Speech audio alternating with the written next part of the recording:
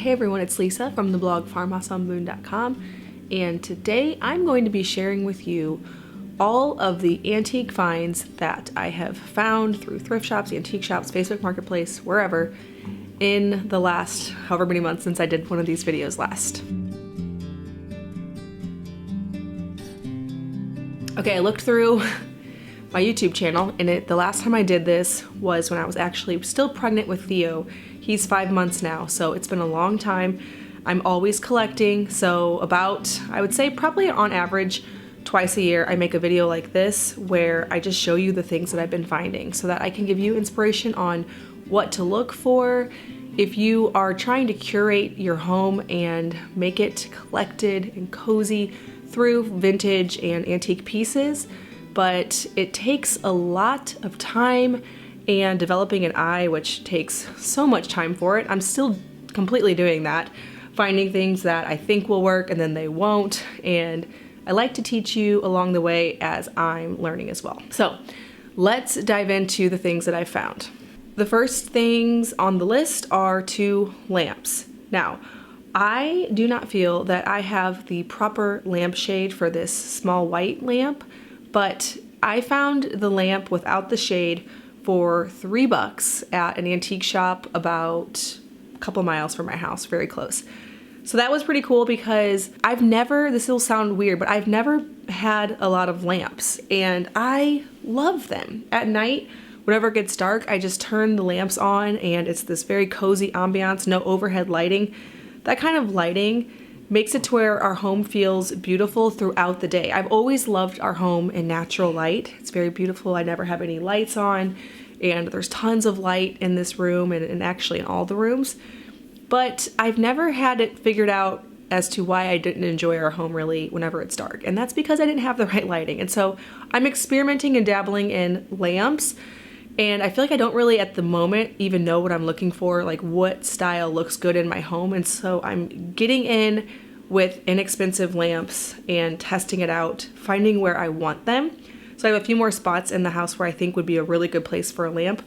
For now though, I found these 2 lamps, this one brass lamp from an antique shop in the next town over, and then the white one at an antique shop really close. For the brass one, I did actually purchase just an inexpensive lampshade at Target and put that on there. But for the small white one, I'm actually thinking that I'm gonna get a pleated patterned lampshade. So we'll see how that all looks, but I did actually order one, and so I'll show you that whenever it actually comes in. The next thing on the list is this basket. I remember some of the prices, some of them I don't, so I'll mention the ones that I remember. The brass lamp was $40. I just remembered that one I paid a little bit more for, but I was confident when I saw it that it would look really good in here.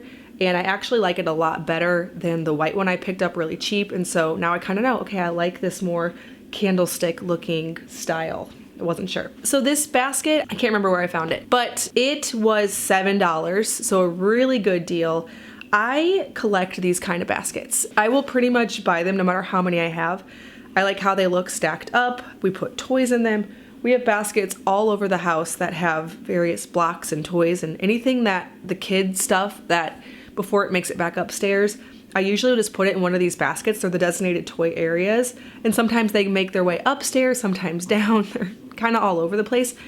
But this was one of the tips I actually wanted to share in this video. I like it to even when the house is a mess, if you have pretty and nice pieces, it still looks nice. So for example, whenever I have these little wicker baskets that have the leather straps on them and the clips, and say that it's not in the spot that I had for it. I wanted it to be stacked up on another basket. I had a plan of where it was supposed to go. It's not there because a kid drug it off, but it's still pretty. And so even whenever it's out of place, it still looks nice. So the next thing on my list actually ties into this tip. It is a quilt that I picked up over at Vintage Market Days. I don't know if you have a Vintage Market Days in your area, but recently they actually invited me to come shop the night before. It was super fun. I need to redo Eli's room.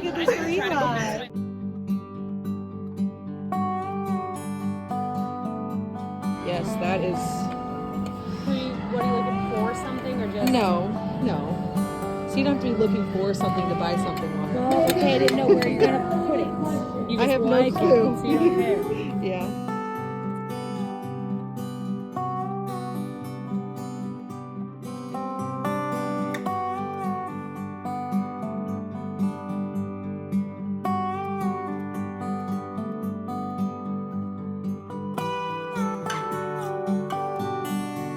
And while I was there, I picked up this blue and white quilt. It was $65, but actually no buts on that because that's a really good price. It's in great condition.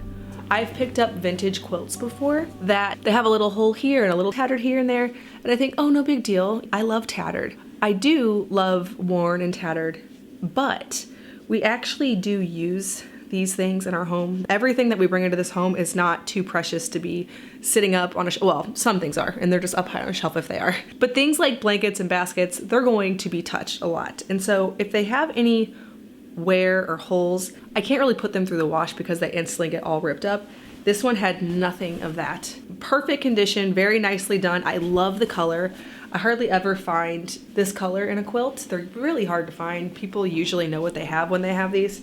And so you can't usually get them at all, and if you do, it's really expensive. Again, if I have quilts like this in my kids' rooms and their beds aren't made because I just didn't worry about it that day, which is probably most days, definitely most days, it still looks really nice in their room whenever the blankets on the floor are these kind of quilts. So that is just kind of my motto for all of this, is make everything that is in the home, even if it's something useful, like something I'm using in the kitchen, if it's beautiful, then even the mess can in some ways look beautiful. All right, the next thing on the list is a rug. So I found a rug just exactly like the one that we have in our bedroom for the cottage. So the cottage, we are really working on it because we're gonna have guests in April and June, and there's just some loose ends that need to be tied up in there. And one thing I felt like the downstairs, I had a rug in there, but it wasn't big enough and it wasn't cozy enough. And sometimes I'm one of those people where when I find something that works, I'll just keep going back to it. So I actually pulled up the corner of the rug in our bedroom and looked at what the tag said and just searched for the exact same rug online. So this was not a deal at all. It was just one of those things where I wanted to check it off the list, and I knew I loved that rug. I knew that it fit in really nicely with the style of decor that I like. And since it's in a separate building, I thought, you know what, I can just get away with using the exact same rug. So I happened to search the name and the exact size, and I found it, and I was super pleased with that. The next thing on the list, and I honestly can't remember if this was in the last antique haul video or not, but they were in a pile, so if nothing else, this time I'll just show you them in their place on the wall. But I found these oil paintings. There was more than even these, but 4 of them we hung above the 2 wingback chairs in the living room, and they were so cheap. It was an online auction. Somebody had told me about this particular online auction company, and I've kind of banned myself from it for a while because it can take a lot of time to scroll through all the listings. And then you always have to go to a designated pickup time. Like no matter what else you're doing, you have to go pick them up. So maybe I won't always do that. But they were really cheap. I don't remember the exact cost, but I want to say it was like less than 10 bucks for all 4 of them. And they're in some really pretty frames. I like how subtle it looks, especially because there's not a large space between both curtains.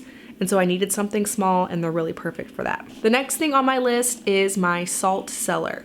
So this I found at another local shop. I don't remember the cost, but I know it wasn't much, maybe like 20 bucks. And I get asked about it on Instagram ever since I got it constantly. But I like keeping large amounts of salt for baking from scratch. Whenever you're cooking from scratch, you have to add a lot of salt, especially if you're making your own broth. And baked goods and breads, you need a lot of salt, and just a little salt shaker is not gonna do. So I've always had a big jar out or something for salt. When I found this cute little box that actually says salt on it, it was a no-brainer, I had to get it. Now I actually, on the inside, put in a little dish, a little plastic, almost like a storage container, and put the salt in that just because there's some cracks and things inside and I wasn't sure, and so it fit perfectly, and so the salt just goes right in, but then it has sort of like a liner. The next thing on the list is this massive, massive mirror. So I found this at a shop really close to my town. It wasn't cheap. Actually, I mean, I don't know, it depends on your definition of cheap. She sold it to me for $300, but it is the perfect size. We have really tall ceilings on the lower level of this farmhouse. It's a Victorian era home. There's a lot of grand details like the millwork. And sometimes because of the height of the ceilings, things feel like stuck to the ground and you need elevation. You need to like pull the eye up. And so this particular mirror, it was the right color, a nice deep wood. I have no tall mirrors at all in the whole house. I have no full length mirrors up until now. And so I wanted a place, to look at outfits and things like that. Never had that. And so I knew this would be the perfect mirror to put over in the corner of our bedroom to add some height, add a nice wood tone, and then of course practically give me a place to look at a full-length mirror for outfits. Okay, the next thing I actually just found last night on Facebook Marketplace in my town, because that's the thing about Facebook Marketplace. Even if something is really cheap, if I have to drive an hour to get it, with having 7 kids and the business, I have these tiny little margins of time carved out for certain things. Not a lot of wiggle room in the schedule. And so going to pick up something, even if it's a good deal, an hour away, now if it's perfect, I do it. Like if I need bar stools and there's the perfect size, I'm going. Or an armoire, I've done all of that. But for little knickknacks, I would not travel that far. But in my town, I found this antique washstand, 2 bowls, 2 pitchers, $20. Now, I'm not 100% sure where I even want to put the washstand. I don't even know if I necessarily need it or want it. But the bowls and the pitchers, even just the pitchers alone with flowers this summer, probably I would have paid, well, not probably, I would have for sure paid $20 for just one of the pitchers.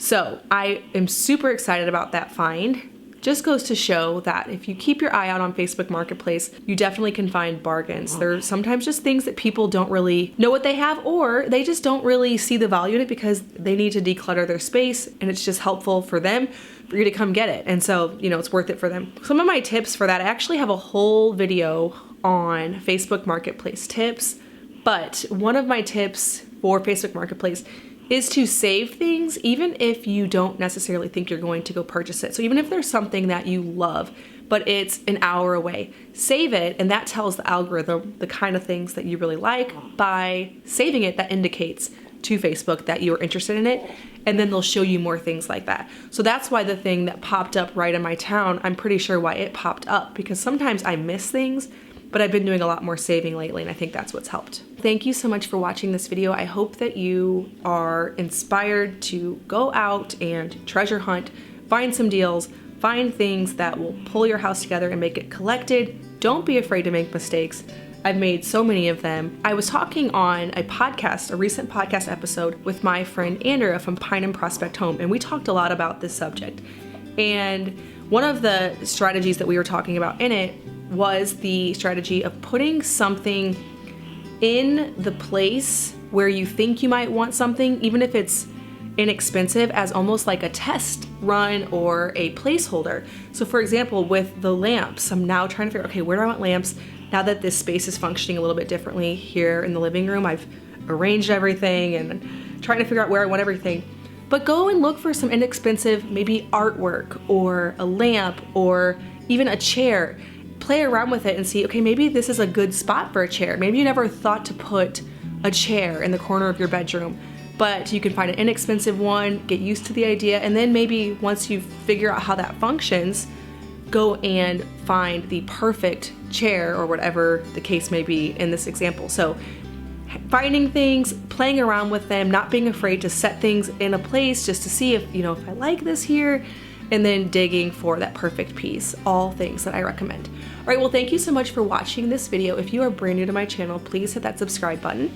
I make tuna videos every week on food from scratch, natural living in a handmade home. Thank you so much for stopping by our farmhouse.